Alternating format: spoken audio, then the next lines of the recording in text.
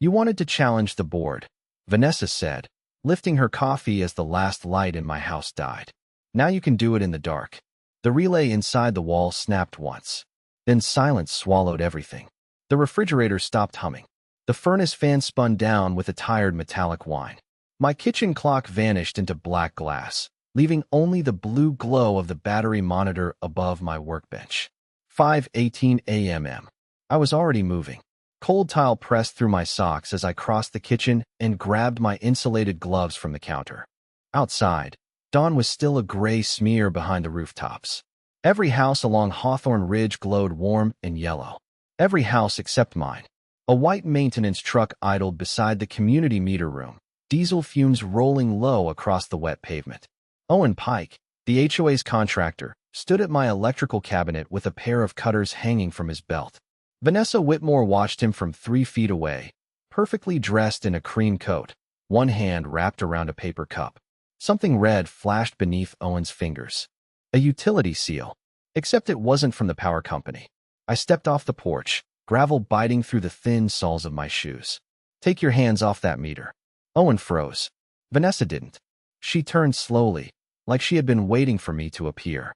"Emergency safety shutdown," she said. "Your unauthorized equipment created a threat to the entire neighborhood." Behind her, sprinkler heads clicked across the median. Water hissed over clipped grass. Porch lights burned steadily from one end of the street to the other. I looked at the cabinet. The original silver seal had been cut. A new red one hung in its place, stamped with a shallow triangular notch. I had seen that mark before, though I couldn't remember where. Not yet. I pulled out my phone and photographed the seal, the meter number, Owen's truck, and the time on my battery display through the kitchen window. Vanessa's smile tightened. "You are not authorized to document an active HOA safety operation." I crouched beside the service panel without touching it. No scorch marks. No melted insulation. No smell of burned copper. Only fresh ozone and hot plastic. Someone had opened the circuit minutes ago. My hand brushed the small brass key hanging beneath my shirt, the one I had found in my father's old toolbox 3 nights earlier. He had tagged it with a strip of yellow tape and written 2 words in faded ink: Meter Archive. I still didn't know what had opened. Owen shifted toward his truck. Vanessa unfolded a document and held it out just far enough for me to see the bold heading: Immediate Disconnection Order. The engineer's signature looked familiar. Too familiar. "Pay the assessment," she said. "Sign the liability waiver, and your service may be restored after review." My backup system beeped from inside the house. One sharp tone. Limited reserve. Vanessa heard it and smiled again. What she didn't know was that the battery had recorded the exact second her contractor killed the line. She didn't know about the brass key. And she definitely didn't know that before sunset, state investigators would be carrying every record out of her office. But at 5:18 that morning, I was standing barefoot in the cold, watching my home go dark while the woman responsible drank coffee beside the evidence. What would you have done?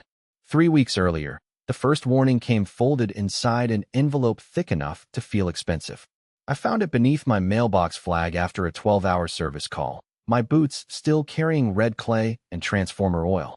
Across the street, a trencher chewed through the median while workers fed black conduit underground. Diesel rattled against the houses. Fresh asphalt and wet soil mixed in the cold air. The notice read Hawthorne Ridge Grid Stabilization Assessment. Amount due, $8,600. Deadline, Friday, 5 p.m. Below that came the threat. Failure to pay could result in suspended electrical service, accelerated collection, and a lien. I read it twice, then walked to the steel cabinet the HOA had installed beside our community meter room. I had spent 22 years around switchgear and utility controls. Legitimate infrastructure came with permit numbers, inspection tags, and traceable contractor labels. This cabinet had none. Only a brass plaque, Whitmore Smart Energy Initiative. A golf cart hummed up behind me. Vanessa Whitmore stepped out in white boots untouched by mud, a fitted navy coat, and sunglasses too dark for sunset.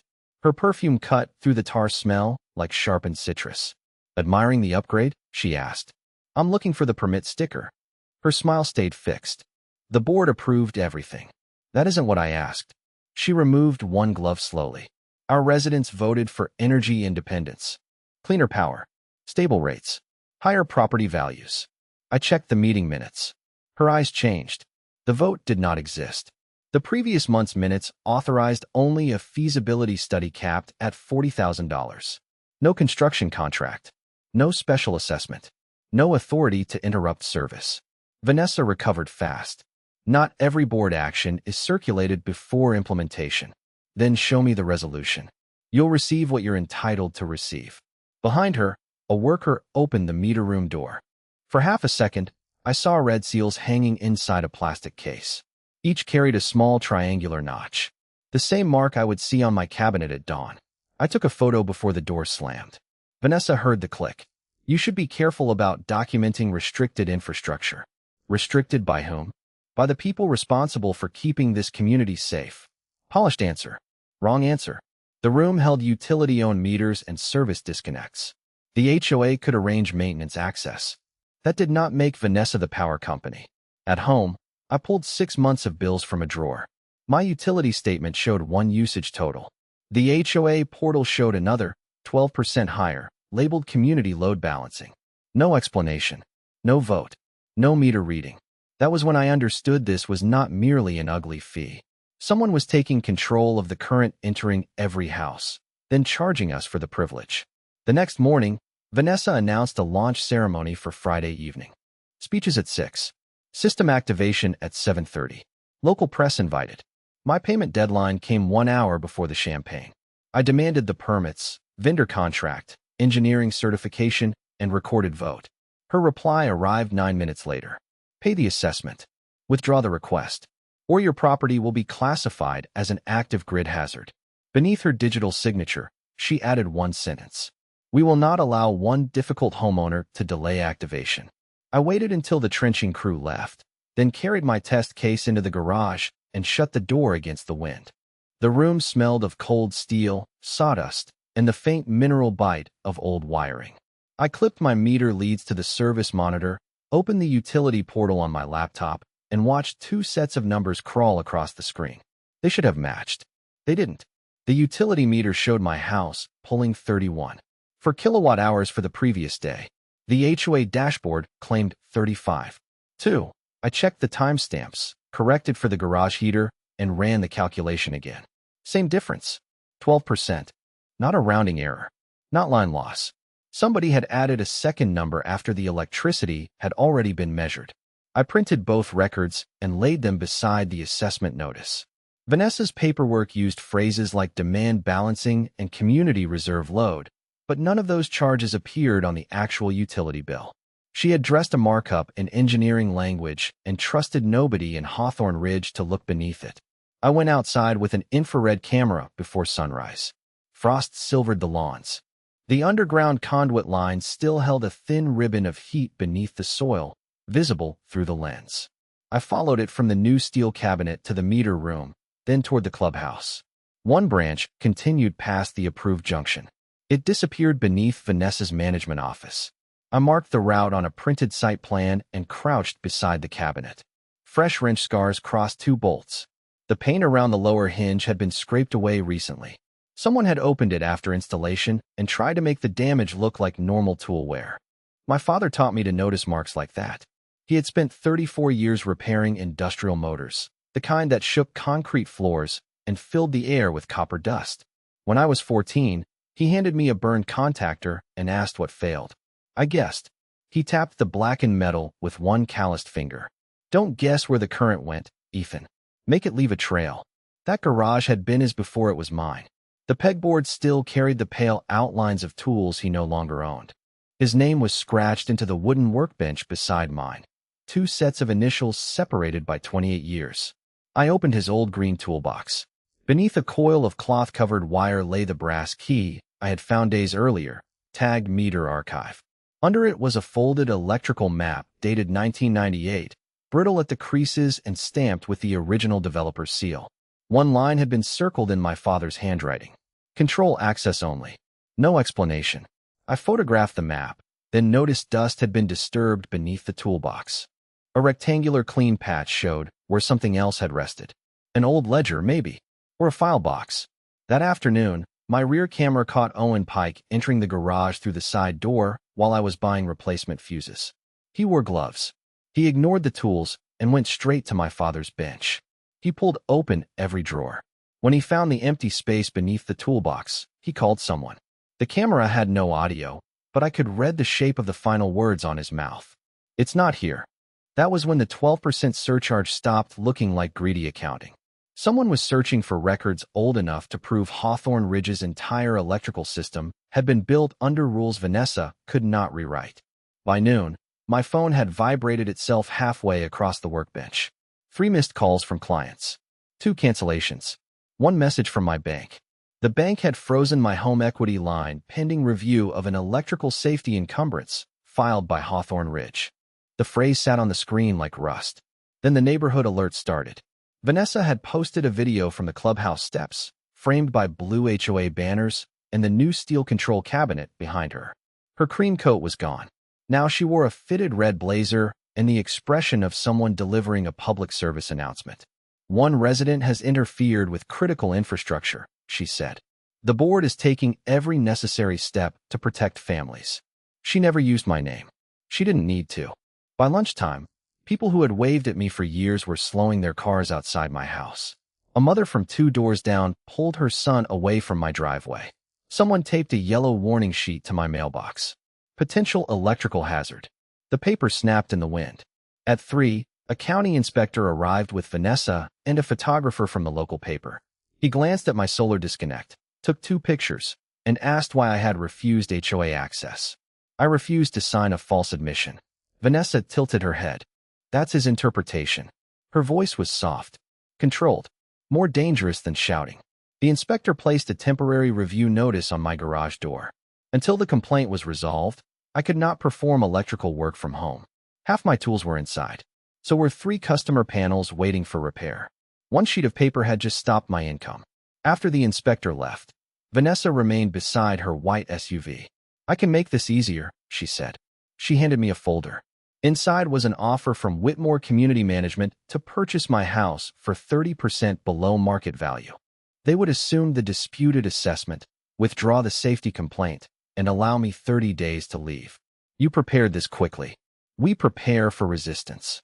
The citrus edge of her perfume drifted between us. And if I don't sell? The bank already has concerns. Your business license may be next. People get tired, Ethan. Properties become burdens. I closed the folder and gave it back. No, her smile thinned. Then Friday will be unpleasant. I did not threaten her. I did not touch the warning notice. I photographed every page, logged the time, and moved my customer equipment to a rented storage unit before dark. At 1:13 a.m., the motion alert woke me. My phone lit the bedroom blue. On camera, Owen's truck rolled past without headlights. He parked behind the meter room, climbed out with a pry bar, bolt cutters, and a narrow shovel. A second figure stayed in the cab. Owen crossed the wet grass, knelt beside the new conduit trench, and began digging where the hidden branch turned toward Vanessa's office. Metal scraped stone. Then he cut the padlock on the service cabinet. The camera caught him pulling out a flat black case stamped with the original developer's name. He wiped mud from the lid, opened it, and called the person in the truck. Even through the grainy image, I saw his face change. He had found documents. And from the way he started tearing pages free, Vanessa already knew exactly what they said. The county hearing officer ruled against me at 9:42 Friday morning. The room smelled of copier toner and old coffee. Fluorescent tubes buzzed above the bench while Vanessa sat across the aisle in navy silk, one hand on a binder thick enough to stop a bullet. Her attorney presented an emergency engineering order bearing the county seal. It claimed my solar equipment had created backfeed instability and authorized the HOA to block my access to the meter room. I knew the language was wrong. Backfeed leaves heat, voltage fluctuation, and fault history. None existed. But the hearing officer did not want electrical diagnostics. He wanted stamped paper. Vanessa had stamped paper. My office must defer to the certified engineer, he said. Your complaint is denied pending review. The gavel tapped once. Vanessa barely smiled, but victory settled into her shoulders. Outside, reporters waited beneath umbrellas. She told them the county had stopped a dangerous homeowner from sabotaging a community project. Before I reached my truck, another client canceled. My bank called again. The safety notice would remain attached to my property file. The house felt less like something I owned and more like something being taken one document at a time. "Let me see the order," Dana Reeves said. She had attended as an observer from the State Utility Commission, gray suit, steel-rimmed glasses, no wasted movement. Rain rattled the courthouse gutters as she studied the final page. "This license number belongs to Harold Vance. Vanessa's engineer? He died 2 years ago." The rain suddenly sounded louder. Dana photographed the seal, but warned me the state still needed original jurisdiction records. A forged signature suggested fraud. It did not prove who controlled the equipment. That brought me back to my father's map. Laura met me at the house 20 minutes later. She was my younger sister and the only lawyer I trusted to tell me when anger was making me stupid. We spread the brittle 1998 drawing across Dad's workbench. The circled words, "Control access only," sat beside a faded code, B17 West Archive. The brass key did not fit the meter room. It fit a narrow steel door behind the abandoned pump house at the edge of the subdivision. Mud sucked at our boots as we pushed through weeds. Inside, water dripped in the dark. The air tasted of rust, mildew, and paper slowly dying. My flashlight found relay diagrams, inspection logs, and a gray cabinet marked B17. The brass key slid in. The lock opened with a dry mechanical crack. Inside lay the original service agreement between the developer and Hawthorne Electric Cooperative. I unfolded it carefully, dust sticking to my fingertips. The HOA was named only as a custodial access agent. It could unlock the room for licensed technicians and report damage. It could not meter electricity, resell it, impose usage surcharges, or disconnect a resident. The infrastructure Vanessa had branded, billed, and threatened people with did not belong to her. Not one switch. Not one meter. Not 1 inch of cable. A second document showed the buried feeder beneath her management office was reserved for utility telemetry. Her private cabinet had been installed directly over regulated equipment. I reached for my phone. "We call the cooperative now," I said. "We open that cabinet before she destroys what's left." Laura caught my wrist. "No, she's launching tonight." "Exactly. If you warn her, she cleans everything. Let her activate it. Let her sign the final order. Let the state catch her using what she never owned." Laura kept my hand away from the phone. "Right now, Vanessa can call this a misunderstanding," she said. "A bad contractor. A clerical error.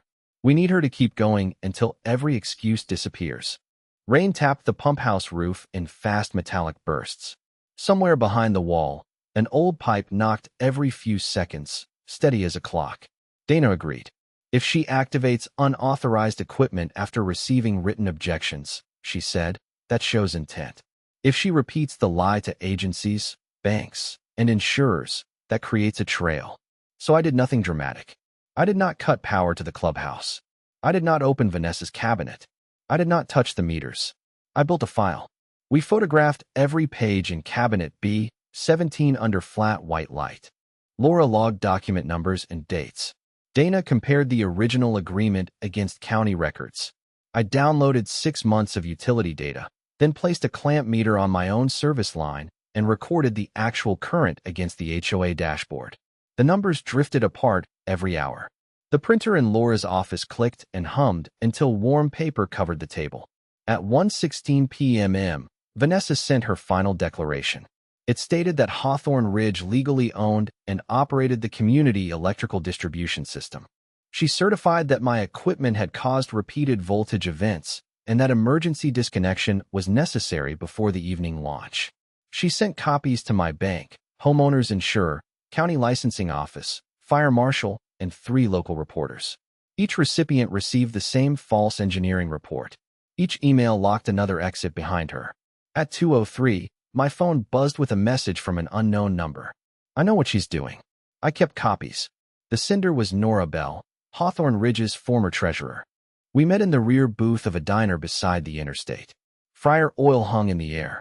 Rainwater slid down the windows while trucks hissed across the wet pavement outside.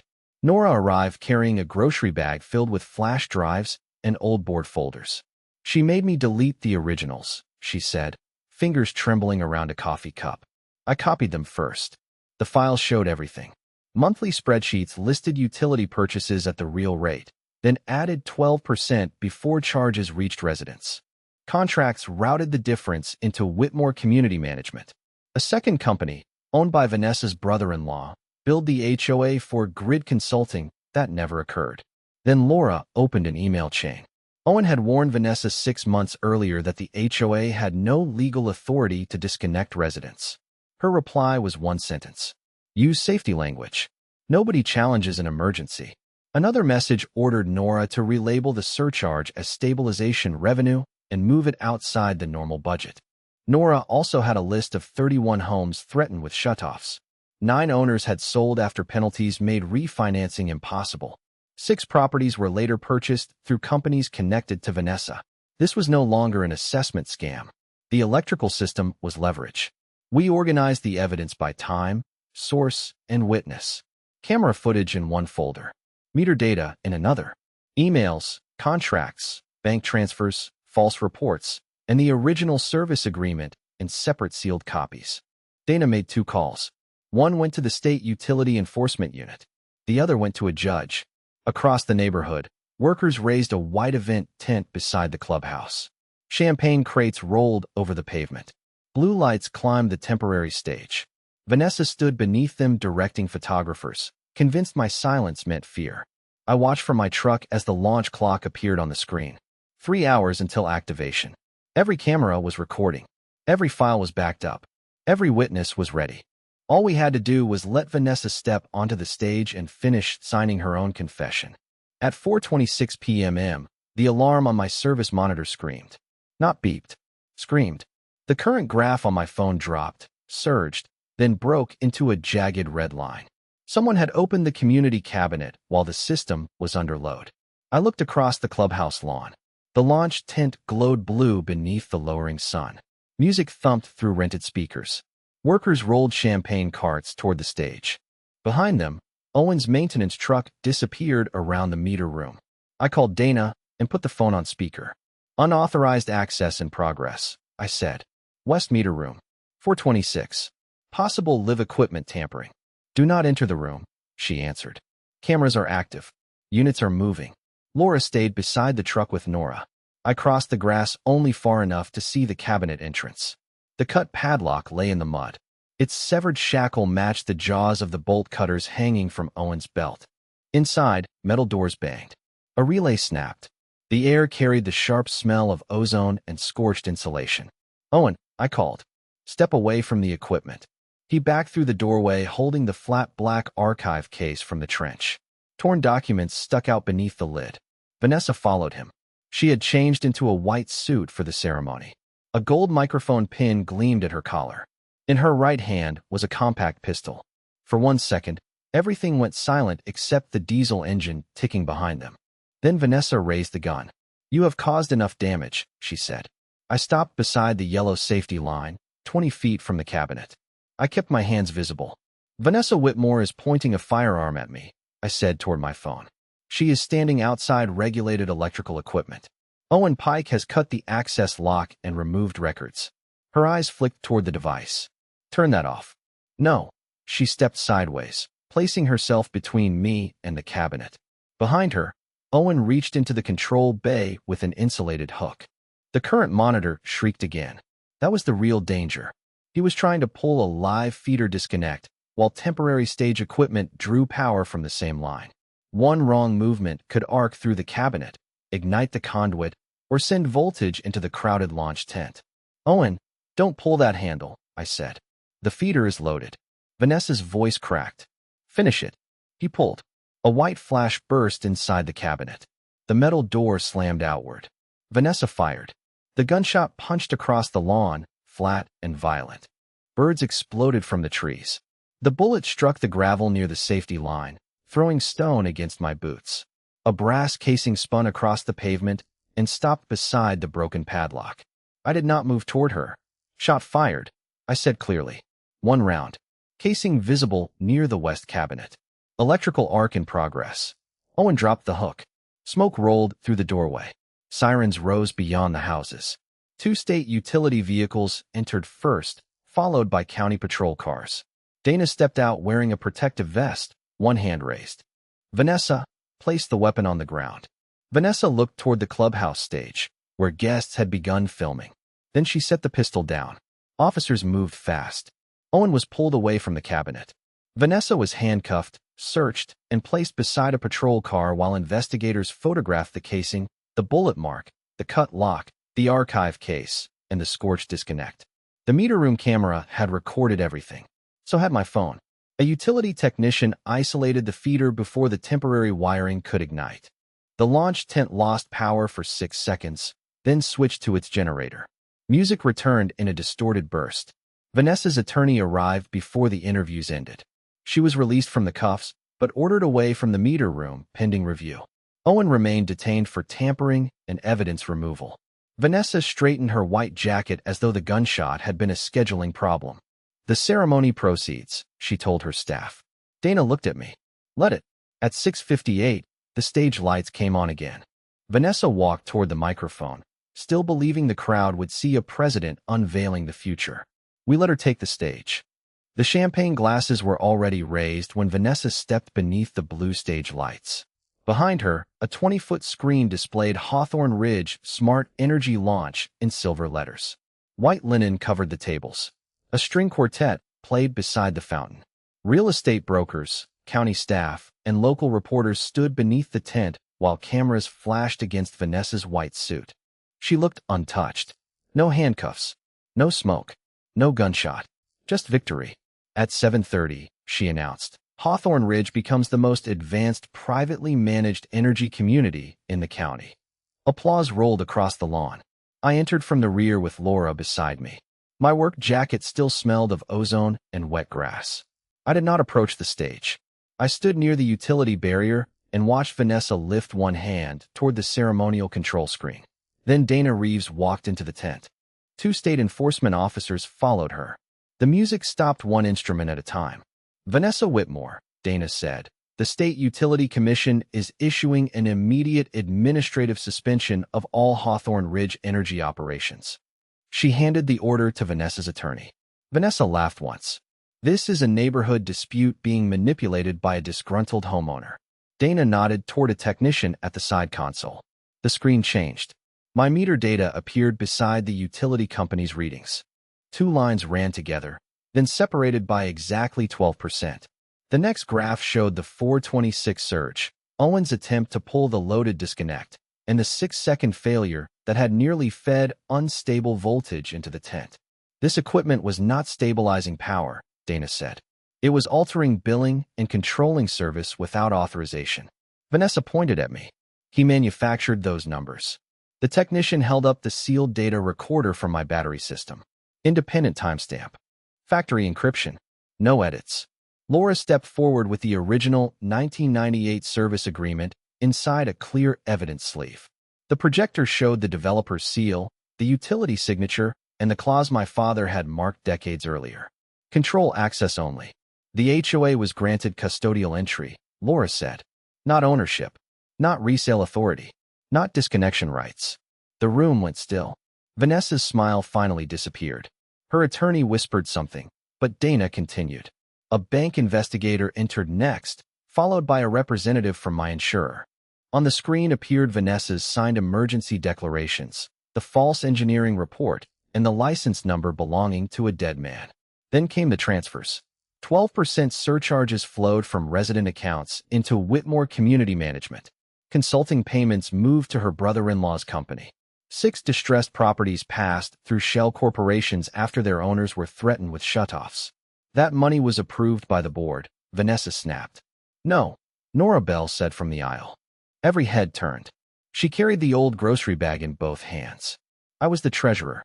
She ordered me to move the revenue outside the budget. Nora handed Dana the flash drive. Vanessa's voice sharpened. She was terminated for misconduct. Dana opened the final email chain. Owen's warning filled the screen. We do not have authority to disconnect residents. Vanessa's reply appeared beneath it. Use safety language. Nobody challenges an emergency. That broke the last defense. Owen entered between 2 officers, wrists cuffed in front of him. He looked once at Vanessa, then at Dana. She told me to cut the locks, he said. She told me to remove the archive case and destroy the pages before the state arrived. Dana played the meter room recording. Vanessa's voice came through the speakers. Take the meter. Take the logs. Leave him nothing. Then the gunshot cracked across the tent. Several guests flinched. On screen, the brass casing spun beside the broken padlock. The pistol appeared in Vanessa's hand. My voice followed, calm and clear, identifying the shot, the live feeder, and the evidence in real time. County deputies moved toward the stage. Vanessa backed into the podium. "This is his fault," she shouted. "He sabotaged everything." Dana removed Vanessa's access badge from the control console. "No, he documented it." The deputies arrested her for aggravated assault, evidence tampering, fraud, and unlawful interference with regulated infrastructure. Her board position was suspended before they let her past the cameras. Under state supervision, I used the brass key to open the legal control cabinet. A licensed utility engineer isolated Vanessa's unauthorized system. Pumps slowed. Relays clicked open. The blue launch screen went black. No homes lost power. No equipment burned. The real utility grid carried the neighborhood safely, exactly as it always had. Vanessa's mansion, her office, her launch tent, and every dollar she had extracted depended on electricity flowing through a system she had never owned. 4 months later, the refrigerator hummed at 5:18 in the morning. I stood barefoot in my kitchen, holding a cup of coffee while the furnace pushed warm air through the vents. Outside, every porch light along Hawthorne Ridge burned steadily. No warning sirens. No contractor trucks. No red seals hanging from private meters. Just power doing what power was supposed to do. The state transferred control of the meter room back to Hawthorne Electric Cooperative. Licensed technicians removed Vanessa's unauthorized cabinet, replaced the damaged disconnect, and installed tamper alarms that reported directly to the utility. Residents received individual accounts with clear rates and real usage numbers. Nobody could add a hidden percentage. Nobody could threaten a shutoff over an HOA dispute. The audit took 9 weeks. It found more than $600,000 in fabricated assessments, inflated electrical charges, and payments routed through companies connected to Vanessa. The recovered funds were placed in a restitution account. Families who had paid illegal fees received checks. Homeowners pressured into selling were given access to state-funded legal assistance. I did not demand that Vanessa's house lose service. Her mansion remained connected under the same rules as everyone else. 1 meter, 1 bill, no special treatment. Justice did not require innocent relatives to sit in darkness. Vanessa pleaded guilty to utility fraud, evidence tampering, and aggravated assault.